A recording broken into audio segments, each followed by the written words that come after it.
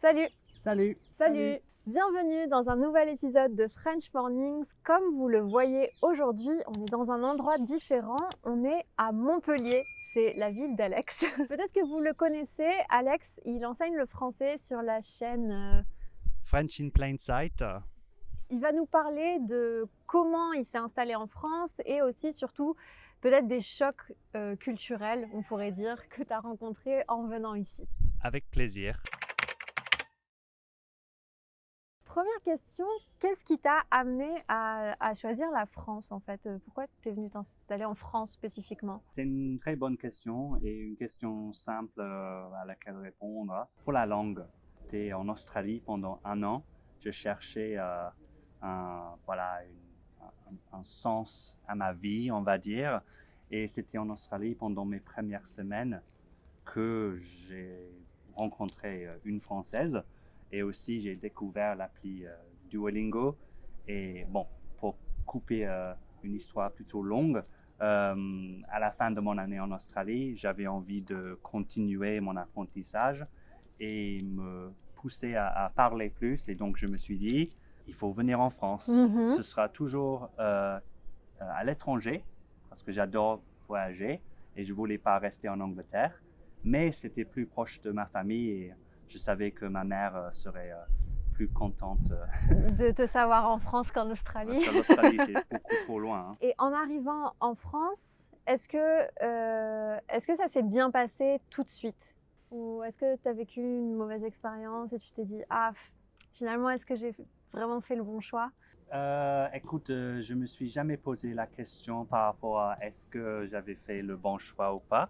Mais bien sûr, les premières semaines étaient hyper difficiles pour la langue, mais c'était aussi la raison pour laquelle je voulais venir. Je voulais me lancer le défi, quoi. Mais oui, ça faisait vraiment peur à chaque fois que j'avais besoin d'ouvrir ma bouche. C'était le grand test de confiance. Quel niveau tu dirais que tu avais quand tu es... En connaissance, j'étais au niveau B2 parce que j'adore la grammaire.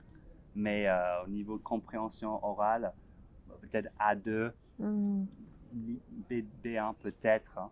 Et parler, ouais, A2, B1. J'ai vécu quelques semaines difficiles au début à Paris pendant 2-3 semaines quand j'assistais à un cours de langue intensif.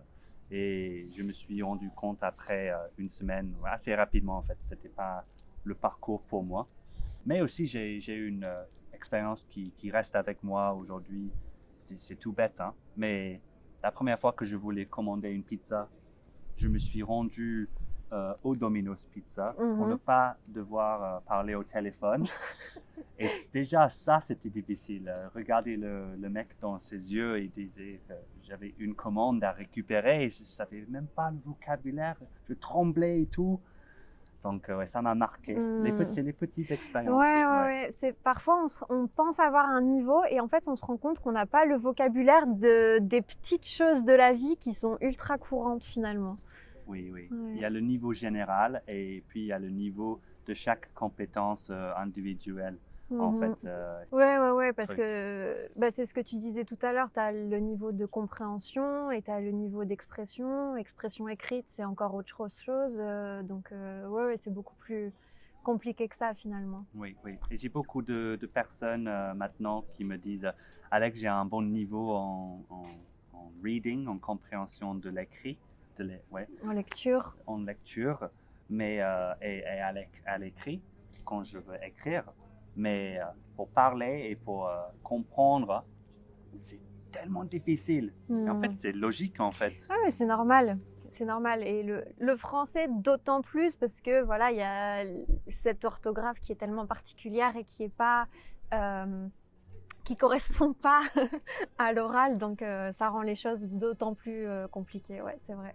Et au moment où tu t'es installé, est-ce qu'il y a des choses que tu as trouvées très bizarres et que maintenant tu considères comme normales ou un peu moins bizarres?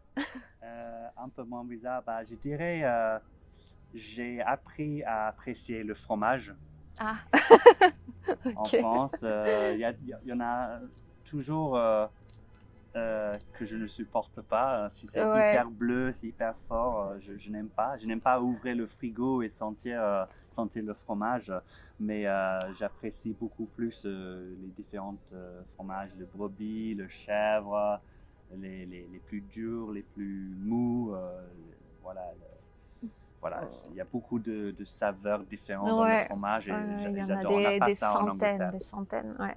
Alors, il y a des Anglais maintenant qui crient dans leur ordinateur, ils disent mais qu'est-ce que tu dis, Alex? Il y a plein de bons fromages en Angleterre.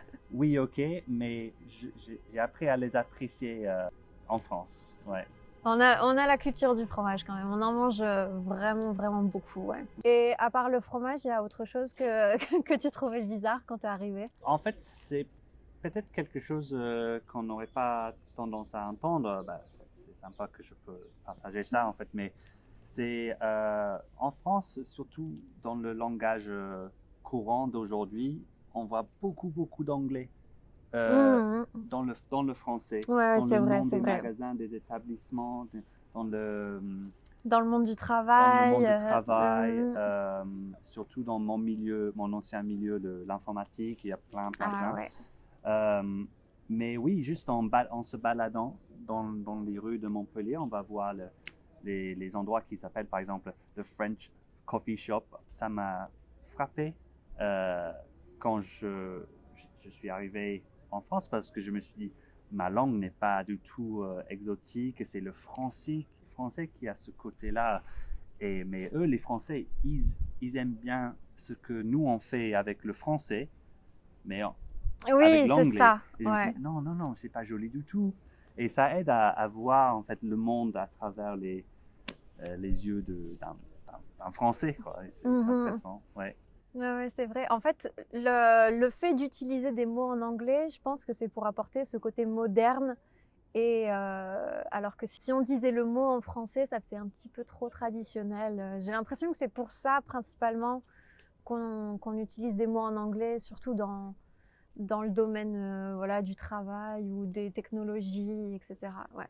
Oui, ça c'est sympa parce que c'était surprenant.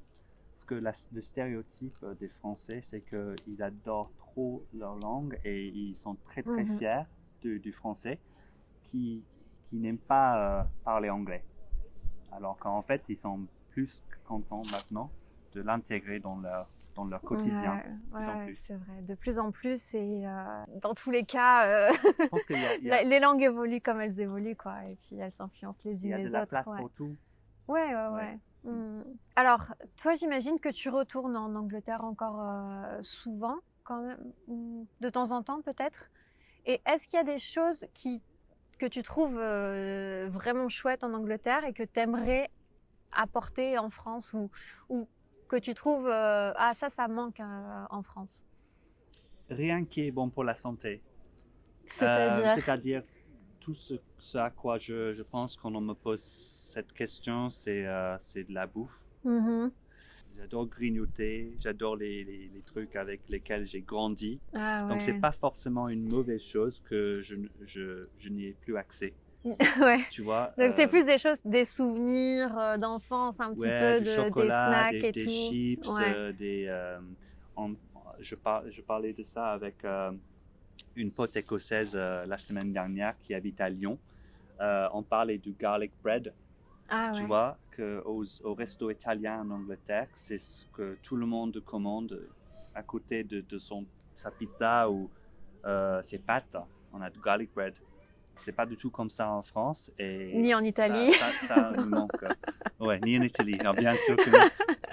Ni la pizza à l'ananas que j'adore aussi. Ouais. Mais non, que l'alimentation, je dirais. À part ça, les autres trucs culturels comme les pubs. On a ça ici. Il y en a partout en fait. Il y a Ouais, des pubs des irlandais ouais. où je vais pour regarder un peu de foot, par exemple. Donc j'ai ça. Et non, bah, vraiment, je suis très content de ce que j'ai en France. et en fait, ça rend ce qui te manque encore plus agréable quand tu y retournes. Et pour parler de la langue en elle-même maintenant, Est-ce que toi, tu as trouvé que le français, c'était une langue vraiment difficile à apprendre? Ou alors, qu'est-ce qui t'a posé le plus de problèmes et comment tu les as surmontés un petit peu? Je dirais que la langue en elle-même n'est pas si difficile.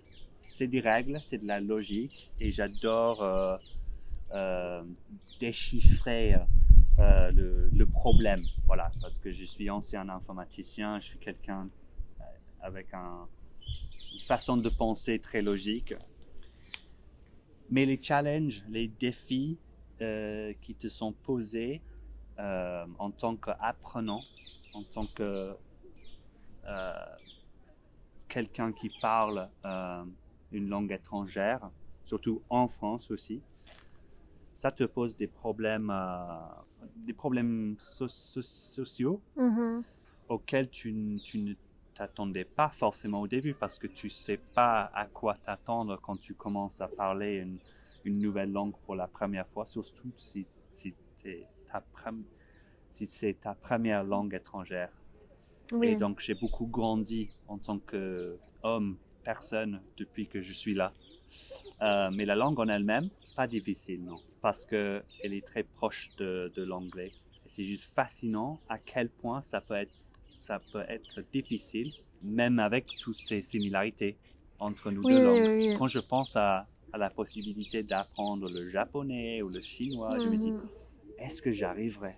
Et combien de temps il me faudrait pour ça? Mais pour toi, avec l'italien, c'était comment? L'italien, pour moi, c'était assez facile. Et bon, maintenant, c'est d'avoir un vrai niveau assez haut qui est difficile.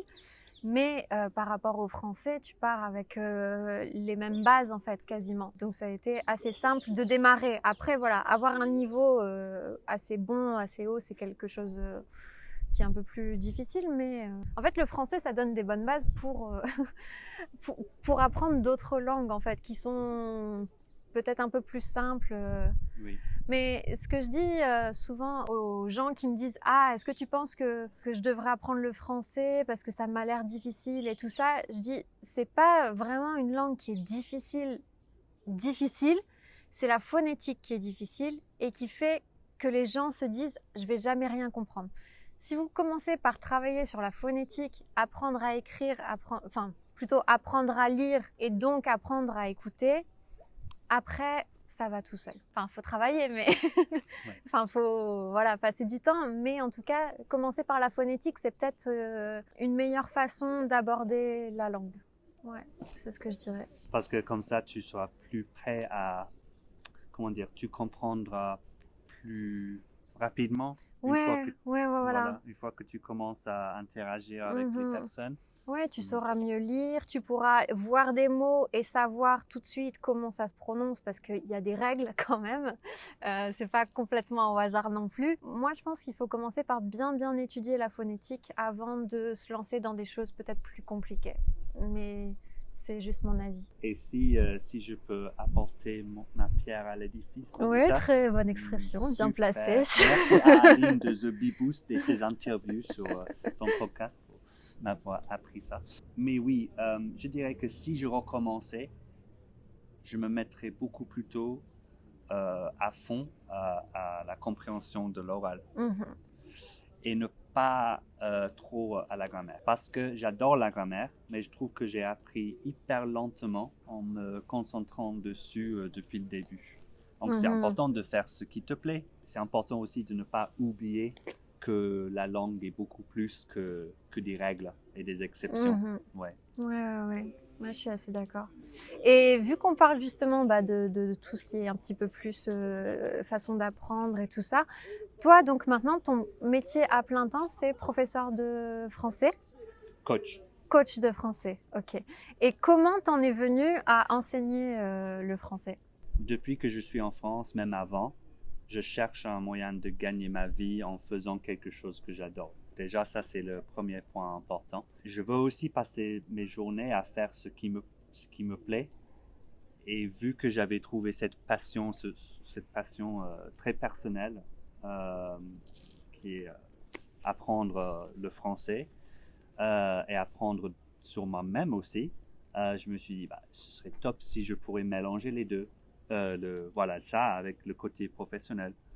Et donc, petit à petit, j'ai commencé à construire quelque chose. Et c'est long, j'ai pas suivi le parcours classique de professeur. Je suis pas allé faire un diplôme à la Sorbonne, à Paris. Non, j'enseigne de mes expériences. Ça fait plaisir de voir qu'il y a des gens qui s'identifient à mes méthodes et à mon parcours. Et c'est génial. Et grâce à Internet, on peut être qui on veut, tu vois. Oui, c'est ça. Il y a plein de nouvelles possibilités qu'on n'avait pas il y a encore une dizaine d'années. Donc, c'est assez incroyable, quoi. Et je me concentre sur le principe. À la base, je me concentre sur le côté confiance en soi pour parler, pour oser parler, pour montrer les gens comment s'attaquer à la langue, comment s'attaquer à l'apprentissage de la langue plutôt que la langue elle-même.